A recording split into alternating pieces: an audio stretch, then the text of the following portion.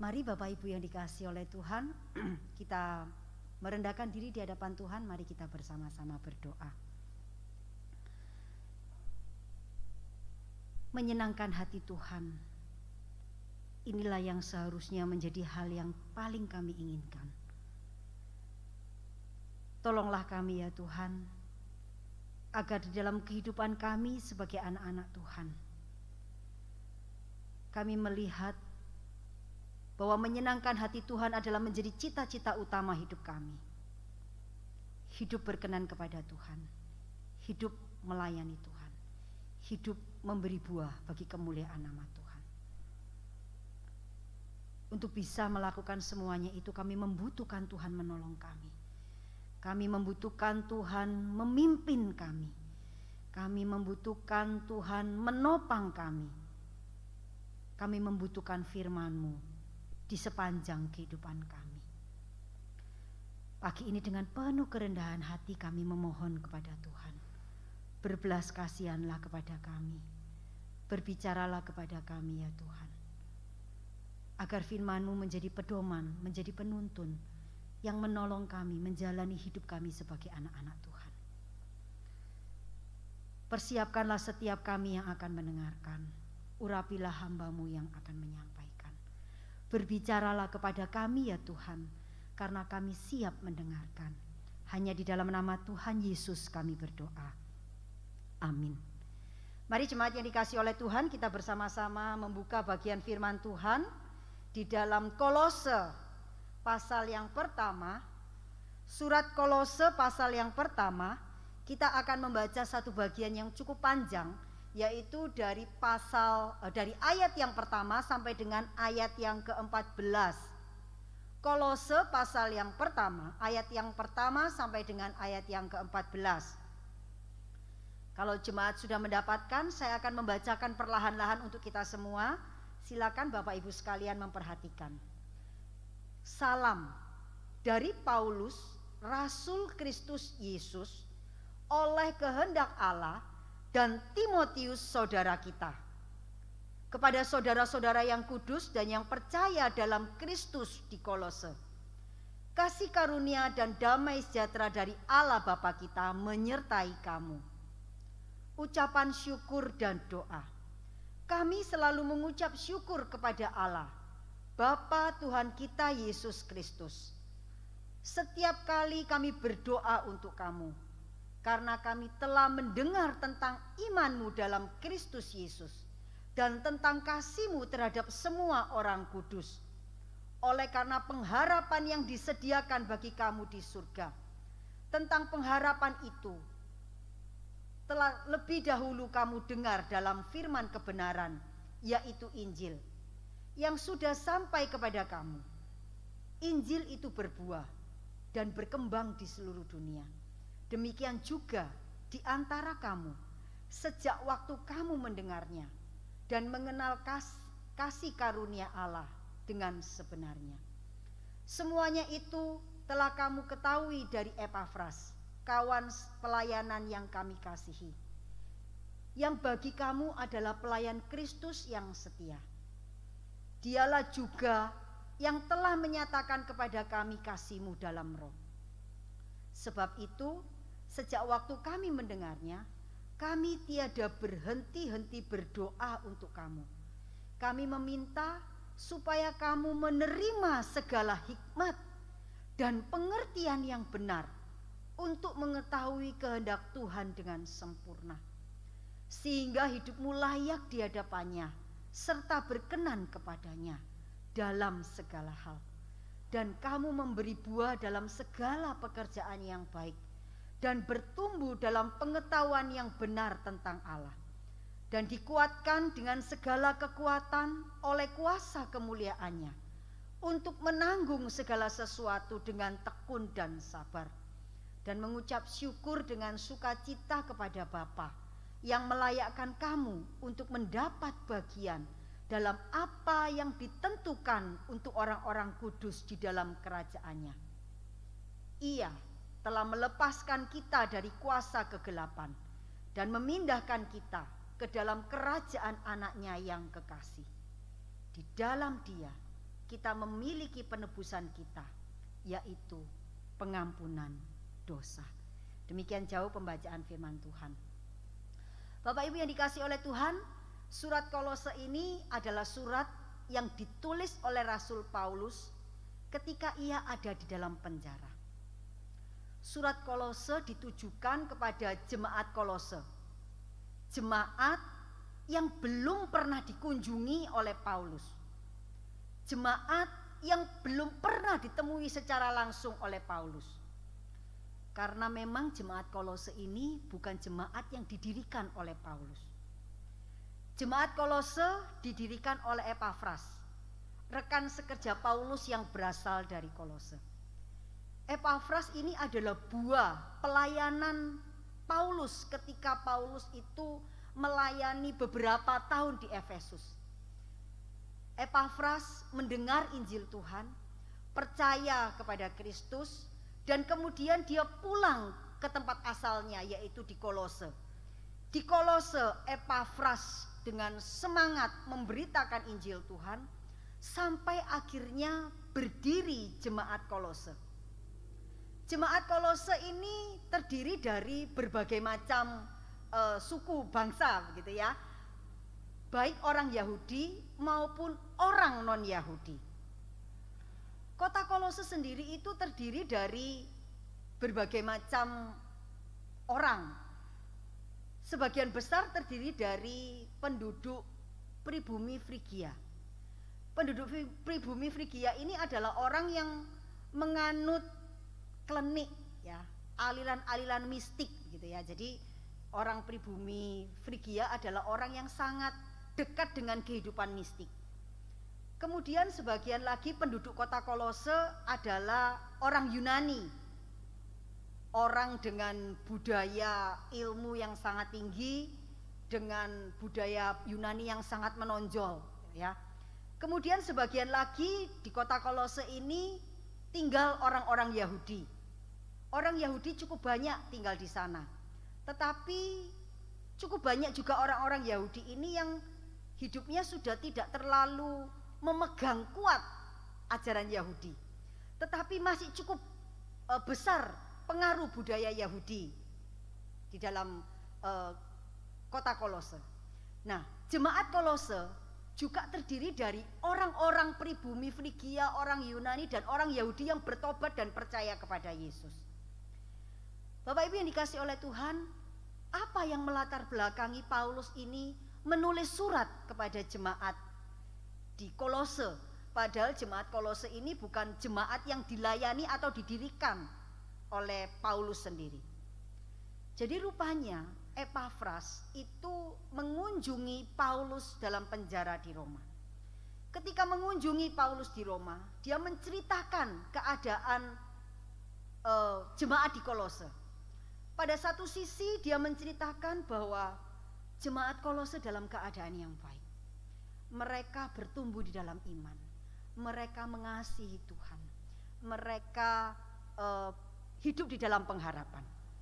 Tetapi pada sisi yang lain, Epafras membawa sebuah kabar yang menimbulkan kekhawatiran bagi Paulus.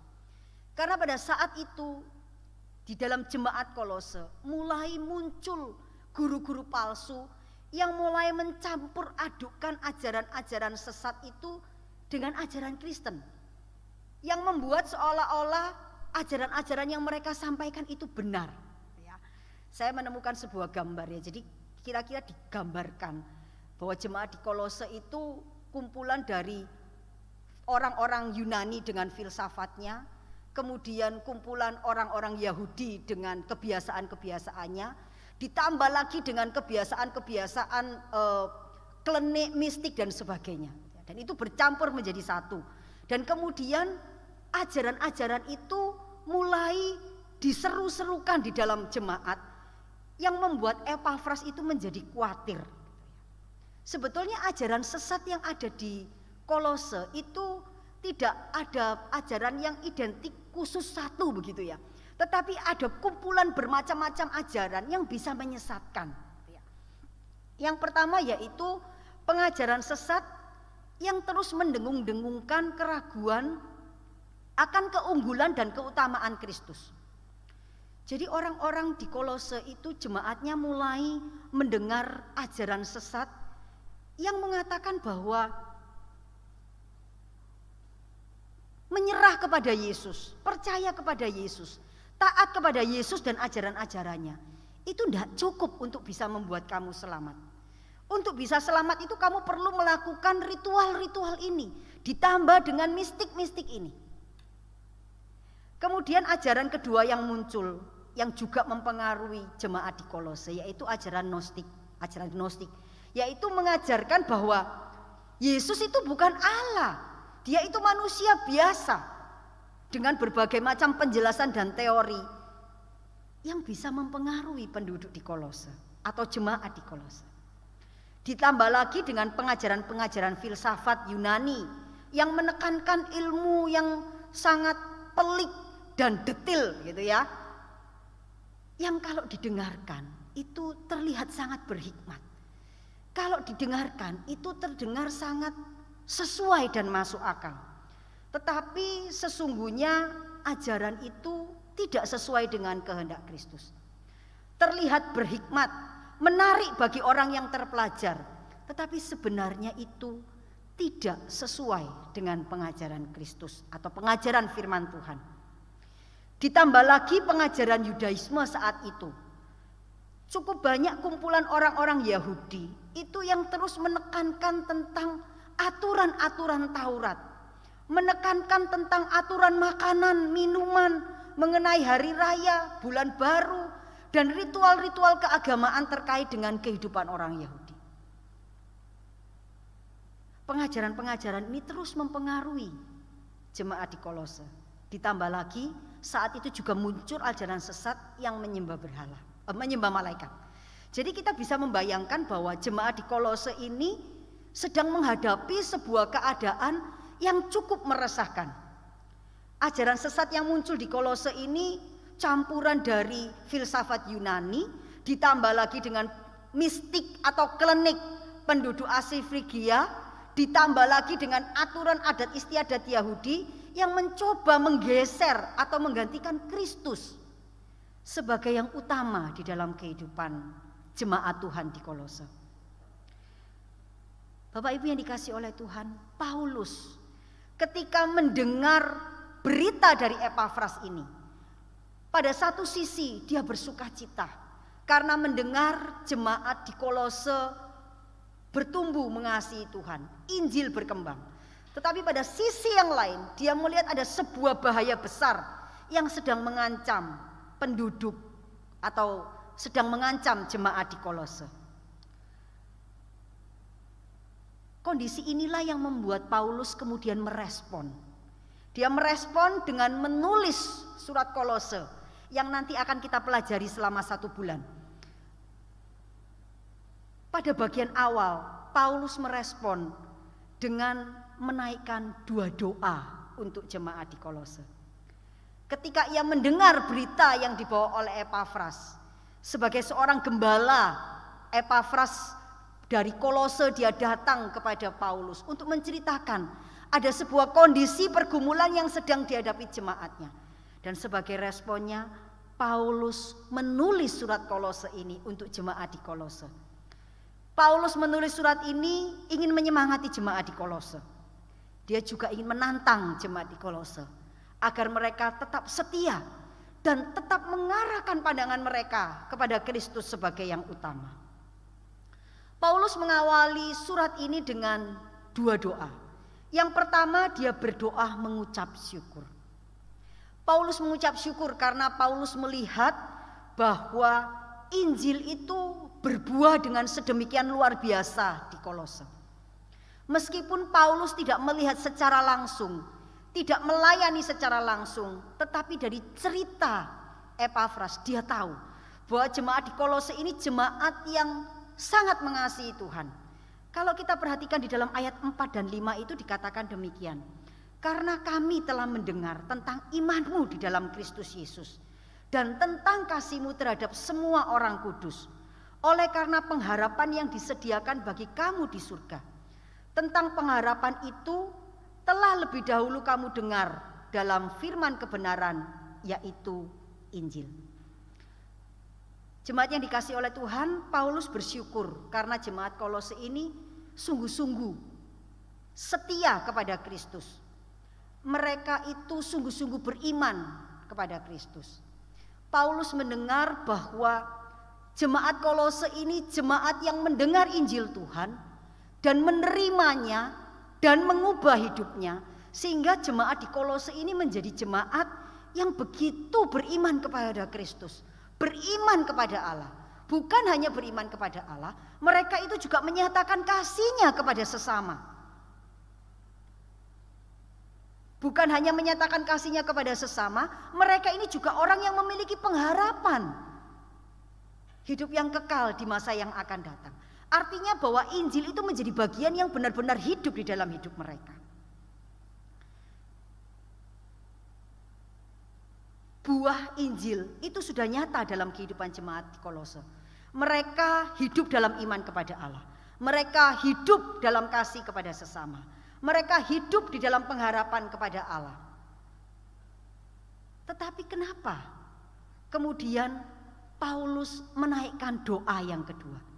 Karena Paulus melihat bahwa dalam kondisi yang kelihatannya baik, Injil yang bertumbuh dan berkembang, Paulus melihat bahwa ada sebuah ancaman yang sedang dihadapi oleh jemaat Kolose, yaitu ancaman terkait dengan ajaran-ajaran yang bisa menyesatkan mereka, yang mencoba mengalihkan fokus mereka tidak lagi kepada Allah dan kepada Kristus, tetapi menggeser kepada filsafat-filsafat, kepada pengetahuan-pengetahuan, kepada ritual-ritual, kepada hidup mistik yang seolah-olah terlihat benar, tetapi sesungguhnya tidak sesuai dengan kehendak Kristus.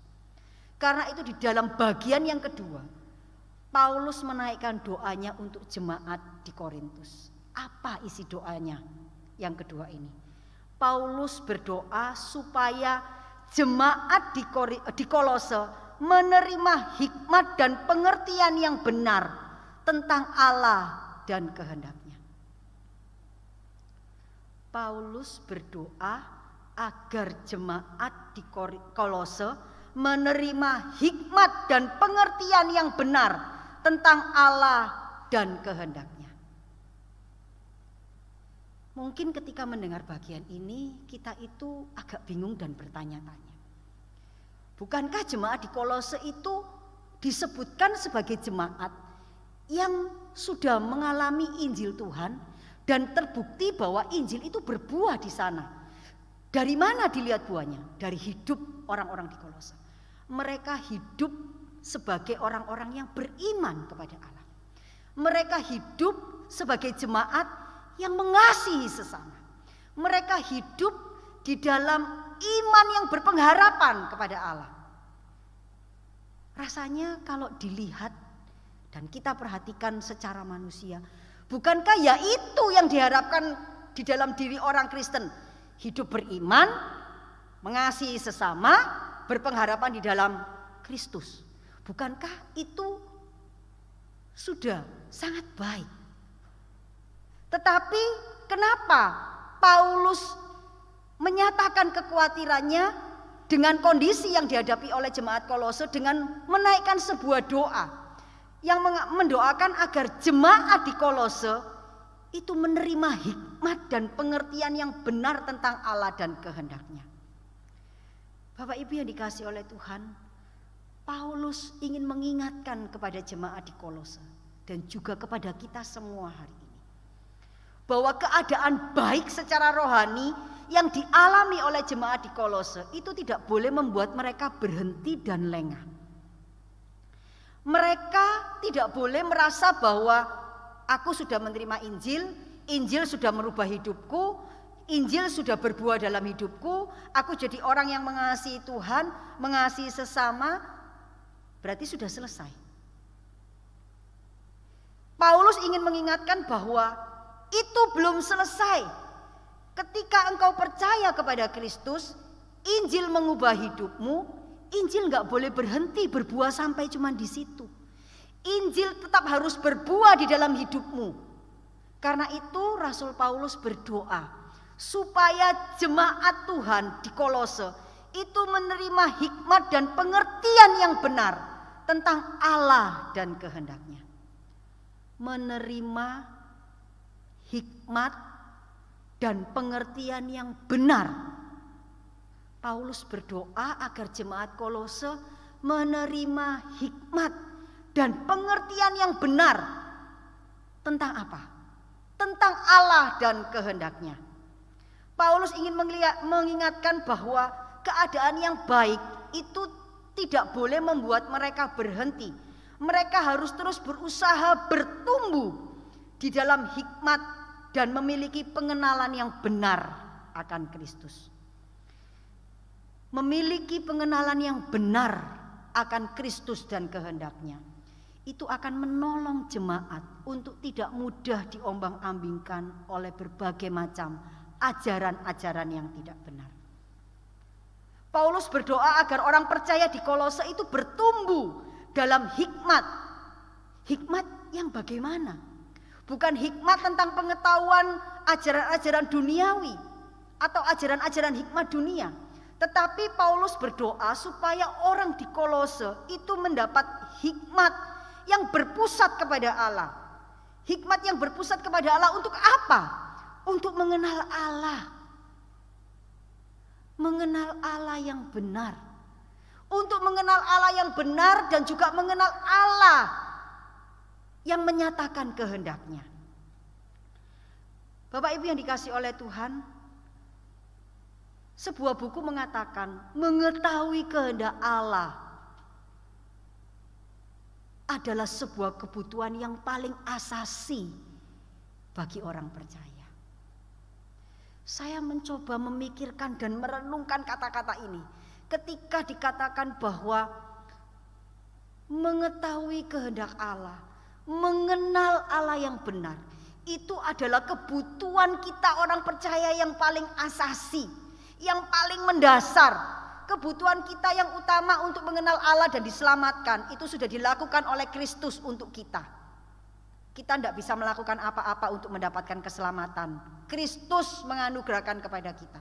Tetapi setelah menerima anugerah keselamatan atau beroleh kabar baik melalui Injil, itu bukan berarti kita sudah berhenti menikmati, merasakan buahnya terus kemudian berhenti. Tidak. Tetapi Injil itu terus berbuah di dalam hidup kita. Dengan cara seperti apa? Kita terus belajar melalui Injil untuk mengenal Allah yang benar, untuk mengerti hikmat dan pengertian, mengerti kehendaknya di dalam hidup kita. Banyak orang Kristen berhenti pada titik menerima keselamatan. Aku sudah selamat, aku dapat anugerah, sok nek mati mlebu surga, ya wis, yang penting uripku saiki baik. Tetapi doa Paulus ini mengingatkan kepada kita, tidak cukup Injil itu berbuah dan berhenti begitu saja. Injil terus harus berbuah di dalam hidupmu. Kamu terus harus berusaha mencari, meminta hikmat kepada Allah untuk bisa mengenal Allah yang benar, untuk bisa mengerti kehendaknya. Bapak Ibu yang dikasihi oleh Tuhan, mengetahui kehendak Allah itu adalah kebutuhan manusia atau kebutuhan orang percaya yang paling asasi. Doa Paulus ini mengingatkan kepada kita apa yang seharusnya kita upayakan di dalam hidup kita setelah kita menerima Injil keselamatan. Injil keselamatan mengubah hidup kita, itu adalah hal yang luar biasa. Injil keselamatan membuat kita beriman kepada Allah, itu adalah hal yang luar biasa. Injil menolong kita untuk mengasihi sesama manusia, itu juga hal yang sangat luar biasa. Injil menolong kita untuk memiliki pengharapan di dalam Allah, itu juga hal yang sangat luar biasa. Tetapi tidak boleh berhenti di situ. Sebagai orang percaya, kita terus harus berbuah melalui Injil dengan cara apa? Dengan terus belajar untuk mencari hikmat Allah, untuk mengenal Allah yang benar, untuk mengerti kehendaknya. Karena dengan mengenal Allah yang benar dan melakukan kehendaknya, kita akan dimampukan untuk menjalani kehidupan kita ini sesuai dengan kehendak Tuhan. Bapak Ibu yang dikasihi oleh Tuhan, orang percaya harus berusaha maju sampai pada tahap ini. Orang percaya tidak boleh berhenti hanya menerima Injil keselamatan.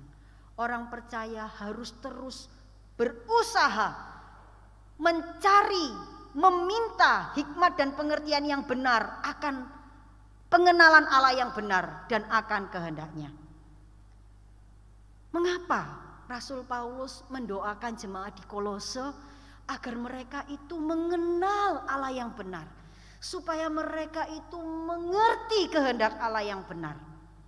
Karena Rasul Paulus tahu, mengenal Allah yang benar, mengerti kehendak Allah yang benar, itu adalah kebutuhan manusia untuk bisa menjalani hidupnya selama di dunia ini. Kita itu butuh mengenal Allah yang benar. Kita butuh memiliki hikmat untuk mengerti kehendak Allah yang benar, supaya kita itu bisa menjalani hidup kita di dalam dunia ini dengan benar. Dan hidup kita itu menjadi hidup yang berbuah. Injil tidak berhenti pada proses keselamatan, tetapi Injil terus berbuah di dalam hidup kita, memberi kita hikmat, memberi kita pimpinan, memberi kita pertolongan untuk mengenal Allah yang benar, untuk mengerti kehendak Allah di dalam hidup kita. Bapak Ibu yang dikasihi oleh Tuhan, dalam perjuangan hidup kita di dunia ini, situasi yang kita hadapi tidak jauh berbeda dengan jemaat di Kolose. Mungkin hari ini kita sudah mengalami buah Injil dalam hidup kita. Kita menerima Injil, kita menjadi orang yang beriman, kita mengasihi Tuhan, kita mengasihi sesama. Tetapi kita nggak boleh berhenti sampai di situ. Injil harus terus berbuah di dalam hidup kita. Injil harus terus menuntun kepada kita. Injil adalah kabar baik yang menceritakan kasih dan kebaikan Allah. Tetapi Injil juga kabar baik yang menuntun kita itu mengenal Allah yang benar, mengenal Allah dengan segala kehendaknya. Bapak Ibu yang dikasihi oleh Tuhan, di dalam hidup kita di dunia ini, kita menghadapi situasi yang tidak jauh berbeda dengan jemaat di Kolose. Hari ini, sadar ataupun tidak sadar, mau ataupun tidak mau, kita ini sedang menghadapi berbagai macam ajaran atau pola gaya hidup yang sadar ataupun tidak sadar itu menggeser kita sedemikian rupa untuk tidak berfokus kepada Allah yang benar dan tidak hidup di dalam kehendaknya. Ada berbagai macam cara hidup, ada berbagai macam pola hidup, ada berbagai macam ajaran, ada berbagai macam informasi yang kita bisa akses dari berbagai macam tempat yang membuat kita itu kadang-kadang tanpa sadar diarahkan fokusnya untuk tidak lagi tertuju kepada Allah yang benar, tetapi mulai menambahkan kebenaran Kristus itu dengan tatanan-tatanan yang berbeda, dengan prinsip-prinsip yang berbeda, dengan tambahan beban-beban yang sebetulnya tidak dibebankan Allah kepada kita. Sehingga kemudian fokus kita tidak lagi berpusat kepada Kristus yang adalah kepala, sumber segala pertolongan dan kekuatan, sumber segala keselamatan. Tetapi kemudian kita mendapatkan tambahan-tambahan ritual-ritual, tambahan-tambahan ilmu-ilmu yang macam-macam yang membuat kita itu kemudian mulai meragukan keutamaan Kristus di dalam hidup kita. Bapak Ibu yang dikasihi oleh Tuhan, doa Paulus untuk jemaat di Kolose juga menjadi doanya untuk kita hari ini. Paulus juga berdoa untuk kita agar kita semua ini terus meminta hikmat kepada Allah, terus memohon anugerah kepada Allah untuk bisa mengenal Allah dan kehendaknya. Mengenal Allah dan kehendaknya haruslah menjadi fokus kita sebagai orang percaya hari ini. Setelah kita menikmati buah keselamatan, maka saatnya kita harus terus berusaha bahwa Injil itu terus harus berbuah di dalam hidup kita untuk menjadi penuntun kita mengenal Allah dan kehendaknya. Mengenal Allah dan kehendaknya haruslah menjadi fokus hidup orang percaya yang sudah diselamatkan. Dengan mengenal Allah dan kehendaknya, kita tidak akan mudah diombang-ambingkan oleh berbagai macam angin pengajaran ataupun ajaran sesat. Bapak Ibu yang dikasihi oleh Tuhan, para ahli uang palsu di Amerika atau para ahli uang dolar di Amerika itu dilatih dengan cara mereka itu mempelajari ciri-ciri yang benar uang dolar asli. Jadi kalau saya baca di artikel itu, mereka itu setiap hari duduk menghadap uang dolar di hadapannya itu ada uang dolar asli. Mereka itu mengamati, memperhatikan ciri-cirinya, melihat sampai mereka itu tahu dengan sangat jelas uang dolar yang asli itu seperti apa. Mengapa mereka tidak disuruh belajar ciri-ciri uang dolar yang palsu? Oh, kalau di tulisannya ini ada begini itu berarti palsu. Oh, kalau nolnya itu melungkernya ke sini itu berarti palsu. Oh, kalau gambarnya itu begini berarti palsu. Oh, kalau enggak ada ininya berarti palsu. Kenapa mereka enggak disuruh belajar ciri-ciri uang palsu, tetapi mereka disuruh belajar ciri-ciri yang asli? Karena kalau mereka itu tahu yang asli dengan benar, begitu mereka menemukan sesuatu yang berbeda dengan yang asli, itu berarti palsu. Karena uang palsu itu di dalam perkembangan teknologi bentuknya munculnya itu bisa macam-macam. Dengan cara yang berbeda, dengan teknologi yang berbeda, dengan bungkus yang berbeda. Uang dolar palsu itu bisa muncul dalam berbagai macam bentuk. Tetapi ketika ahli membedakan uang palsu ini tahu ciri-ciri yang asli, maka ketika melihat yang palsu dia tahu ini tidak asli. Karena yang asli itu begini, begini, begini. Nah, Bapak Ibu yang dikasih oleh Tuhan, ketika Rasul Paulus itu berdoa untuk jemaat di Kolose dengan mengatakan, aku berdoa supaya kamu itu menerima hikmat dan pengertian tentang Allah yang benar. Supaya kamu menerima hikmat dan pengertian mengenal kehendak Allah yang benar. Paulus sedang berbicara tentang sesuatu yang sangat penting dan sangat hakiki dalam hidup orang Kristen. Kalau kamu itu kenal Allah yang benar, kamu itu tahu kehendak Allah yang benar, maka sekalipun ada macam-macam ajaran, pengetahuan, informasi yang mengarahkan kamu untuk berpaling kepada keutamaan Kristus, maka kamu bisa tahu itu tidak benar. Karena aku tahu Allah yang benar, aku tahu kehendak Allah yang benar, aku tidak akan mudah diombang-ambingkan oleh angin-angin pengajaran. Bapak Ibu yang dikasih oleh Tuhan, karena itu orang Kristen itu tidak pernah bisa berhenti untuk terus belajar kebenaran firman Tuhan. Karena proses mengenal Allah yang benar, mengenal kehendak Allah yang benar, itu bukan seperti sebuah proses yang kalau saya sudah dapat, ini sudah selesai. Aku sudah dapat, aku sudah kenal Allah yang benar. Oh, aku sudah dapat, ini kehendak Allah yang benar. Tidak. Karena proses mengenal Allah yang benar dan proses mengerti kehendaknya itu adalah proses seumur hidup. Di dalam keterbatasan kita sebagai manusia, kita mungkin tidak akan pernah bisa mengenal Allah yang benar itu sampai tuntas. Tetapi Allah itu terus menyatakan dirinya kepada kita, baik melalui firman Tuhan maupun melalui persekutuan pribadi kita dengan Tuhan. Dia itu membuka diri untuk dikenal.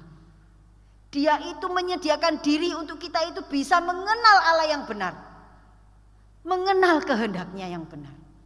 Karena itu Bapak Ibu yang dikasih oleh Tuhan, sebagai orang percaya, kita itu tidak boleh berhenti hanya pada titik menikmati Injil keselamatan.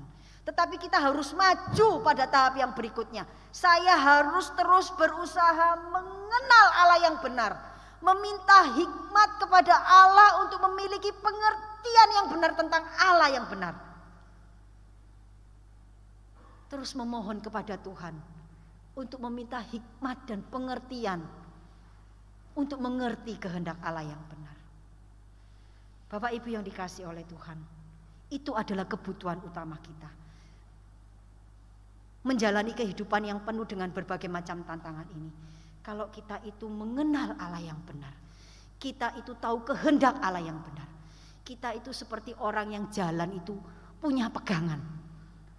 Mau angin ribut, gonjang-ganjing, langit kelap-kelip, hitam gelap, enggak kelihatan apa-apa. Tapi kalau aku itu berpegang kepada Allah yang benar, aku itu berpegang kepada kehendak Allah yang benar, segelap apapun keadaan, Allah itu menuntun aku dan membawa aku ke tempat yang tepat. Nah, Bapak Ibu yang dikasihi oleh Tuhan, doa Paulus ini mengingatkan kepada kita bahwa ini adalah standar yang Allah rindukan untuk kita capai. Karena itu Rasul Paulus menyampaikan harapannya. Dia mengatakan kalau kamu itu mengenal Allah yang benar, kamu itu mengerti kehendak Allah yang benar, maka kamu akan menjadi anak-anak Tuhan yang hidupnya itu layak di hadapan Allah. Saat kita mengenal Allah dan kehendaknya, mengenal Allah dan kehendaknya itu bukan hanya menjadi sesuatu yang mengisi pengetahuan kita. Oh ya, aku tahu Allah yang benar itu begini. Oh ya, aku tahu kehendak Allah itu begini. Tidak. Tidak hanya pada titik itu. Tetapi ketika kita itu mengenal Allah yang benar, kita itu mengerti kehendak Allah yang benar, maka kita itu akan hidup di dalam kebenaran Allah dan kehendaknya. Dan ketika kita itu hidup sesuai dengan kehendak Allah dan pimpinannya, maka hidup ini akan menjadi hidup yang berkenan kepada Tuhan. Keseluruhan hidup orang Kristen haruslah menjadi hidup yang layak di hadapan Tuhan. Kita tidak bisa hidup sesuka hati kita, mengikuti keinginan kita, membiarkan keinginan-keinginan daging menguasai kita.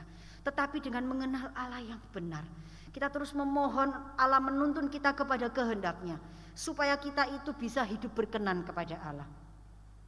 Tujuan Allah menciptakan kita adalah supaya kita itu hidup memuliakan Allah. Dan cara terbaik untuk memuliakan Allah adalah dengan hidup sesuai dengan kehendaknya. Kemudian yang kedua, harapan Paulus adalah bahwa ketika orang percaya itu mengenal Allah yang benar, mengenal kehendak Allah yang benar dan melakukannya, maka mereka akan menjadi orang-orang percaya yang hidup memberi buah. Bila hidup kita ini sesuai dengan pimpinannya, sesuai dengan kehendaknya, maka hidup kita ini akan menjadi hidup yang menghasilkan buah. Hidup kita ini akan menjadi hidup yang memberkati orang lain. Hidup kita ini akan menjadi hidup yang berkarya, yang bisa dirasakan oleh orang lain. Bapak Ibu yang dikasihi oleh Tuhan, orang percaya di dalam hidupnya itu harus menjadi hidup yang memberi buah. Hidup orang percaya itu ketika dia berpegang pada kehendak Tuhan, maka hidup dalam pimpinan Tuhan, maka hidupnya itu akan menjadi hidup yang memberi buah, yang memberkati orang lain. Kemudian harapan yang ketiga, yaitu bahwa ketika kita itu hidup mengenal Allah yang benar, melakukan kehendak Allah yang benar, maka kita itu akan menjadi anak-anak Tuhan yang mampu menanggung segala sesuatu dengan tekun dan sabar. Menanggung segala sesuatu dengan tekun dan sabar. Bapak Ibu yang dikasihi oleh Tuhan, ketika kita ini percaya kepada Kristus, itu bukan berarti bahwa hidup kita ini akan menjadi hidup yang smooth, menjadi hidup yang lancar, menjadi hidup yang terisolasi dari berbagai macam kesulitan dan penderitaan. Tidak. Ketika kita itu menjadi anak-anak Tuhan, kita ini masih harus menjalani hidup yang penuh dengan tantangan. Kita masih ketemu orang-orang yang menjengkelkan. Kita masih ketemu orang-orang yang memperlakukan kita dengan tidak baik. Kita masih berhadapan dengan kondisi-kondisi yang membuat kita menderita. Kita masih berhadapan dengan berbagai macam kesulitan hidup yang kita nggak bisa melewatkan begitu saja. Tidak jarang penderitaan ini juga muncul ketika kita harus mempertahankan iman kita. Kesulitan itu bisa melanda saat kita berusaha taat kepada pimpinan Allah, melakukan kehendak Allah, mengikuti pimpinannya. Itu juga membutuhkan perjuangan tersendiri. Tetapi Bapak Ibu yang dikasihi oleh Tuhan, saat kita mengenal Allah dengan segala kehendaknya yang benar, kita mengenal Allah yang benar, kita mengerti kehendaknya dengan pertolongan, hikmat dan pengertian yang dari Allah, maka kita itu akan punya kekuatan untuk bisa mampu menanggung dengan tekun dan sabar segala tantangan itu. Ketika kita ini tahu bahwa kita sedang melakukan kehendak Allah yang benar, ketika ada tantangan, ketika ada kesulitan, kita tahu Allah yang kupercaya itu Allah yang beserta denganku. Allah yang kupercaya itu Allah yang mengasihiku. Allah yang kupercaya itu tidak membiarkanku berjuang sendirian. Jadi kalau sekarang ini aku punya tantangan, kalau aku ini punya kesulitan, kalau aku ini harus menderita menjalaninya, aku tahu aku tidak sendirian. Allah itu beserta dengan aku. Allah itu menopang aku. Allah akan menolong aku. Allah akan memampukan aku melewati semuanya ini. Bapak Ibu yang dikasih oleh Tuhan, ketika kita itu mengenal Allah yang benar, melakukan kehendak Allah yang benar, maka di dalam tantangan, kesulitan dan pergumulan, kita itu akan memiliki kekuatan untuk bisa menanggung dengan tekun dan sabar semuanya itu. Karena kita punya pengharapan di dalam Allah yang benar. Dan kita tahu bahwa kita melakukan kehendak Allah yang benar. Dia tidak akan membiarkan kita berjuang dan berjalan sendirian. Dan kemudian yang terakhir, Rasul Paulus berharap bahwa ketika orang percaya itu memiliki hikmat dan pengertian tentang Allah yang benar dan kehendaknya, maka orang percaya itu akan mampu mengucap syukur di dalam hidupnya. Karena dia tahu ada sesuatu yang maha penting yang dia dapatkan, dan itu mengalahkan segala sesuatu. Karena itu dia bisa selalu bersyukur. Bapak Ibu yang dikasih oleh Tuhan, dalam kondisi yang sulit, di dalam menghadapi tantangan, hal yang paling gampang kita lakukan itu adalah mengeluh. Hal yang paling sering kita lakukan itu adalah bersungut-sungut. Hal yang paling sering kita lakukan adalah tidak mengucap syukur terhadap keadaan. Kita selalu punya 1000 alasan untuk menggerutu dan mengeluh. Kita selalu punya berbagai macam hal yang bisa membuat kita itu terus bersungut-sungut kepada Tuhan. Tetapi sesungguhnya Bapak Ibu yang dikasih oleh Tuhan, kita punya satu alasan yang cukup untuk kita itu selalu bersyukur kepada Tuhan. Kalau kita perhatikan di dalam ayat yang ke-13 sampai ayat yang ke-14, di sana dikatakan, Ia telah melepaskan kita dari kuasa kegelapan dan memindahkan kita ke dalam kerajaan anaknya yang kekasih. Di dalam Dia kita memiliki penebusan kita, yaitu pengampunan dosa. Bapak Ibu yang dikasih oleh Tuhan, hal yang paling penting, hal yang paling hakiki, hal yang paling utama yang kita butuhkan, yaitu penebusan Allah, dipindahkan dari maut ke dalam hidup, itu sudah diberikan kepada kita.